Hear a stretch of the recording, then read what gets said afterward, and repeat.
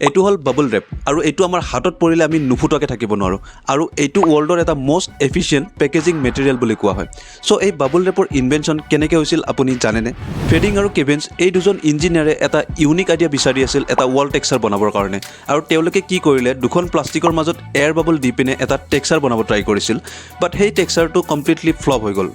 বাট ফেডিঙে সেই plastic ৰেপখন west নকৰিলে তেওঁ কি কৰিলে ঘৰতে থকা মাটিৰ ফ্লাৱাৰ পট এটাত সেই প্লাষ্টিকখনেৰে ৰেপ কৰি দিলে যাতে ধূলি নালাগক কিন্তু এদিন কিবা কাৰণত সেই মাটিৰ ফ্লাৱাৰ পটটো ওপৰৰ পৰা তলত পৰি গ'ল বাট অলপো নাভাঙিল কাৰণ সেই প্লাষ্টিক ৰেপখনত এয়াৰ বাবল আছিল আৰু তেতিয়াই তেওঁৰ মাইণ্ডত এটা আইডিয়া আহিল যে ফ্ৰেজাইল মেটেৰিয়েল আৰু ইলেক্ট্ৰনিক প্ৰডাক্টছৰ পেকেজিঙৰ বাবে এই প্লাষ্টিক ৰেপখন এটা বেষ্ট প্ৰডাক্ট হয় আৰু তাৰপিছত তেওঁলোকে চিল এয়াৰ কৰ্পৰেশ্যন বুলি এটা কোম্পানী খুলিলে আৰু এই প্লাষ্টিক ৰেপখনৰ নাম দিলে এয়াৰ কেপ আৰু গোটেই ৱৰ্ল্ড ৱাইড ফ্ৰেজাইল মেটেৰিয়েল আৰু ইলেক্ট্ৰনিক প্ৰডাক্টছৰ পেকেজিঙৰ বাবে এই প্লাষ্টিক ৰেপখন ইউজ হ'ব ধৰিলে আৰু তাৰপিছত তেওঁলোকে সেই এয়াৰ কেপ নেমটো চেঞ্জ কৰি এটা এনেকুৱা নাম দিলে যিটো আমি চবেই জানো সেইটো হ'ল বাবল ৰেপ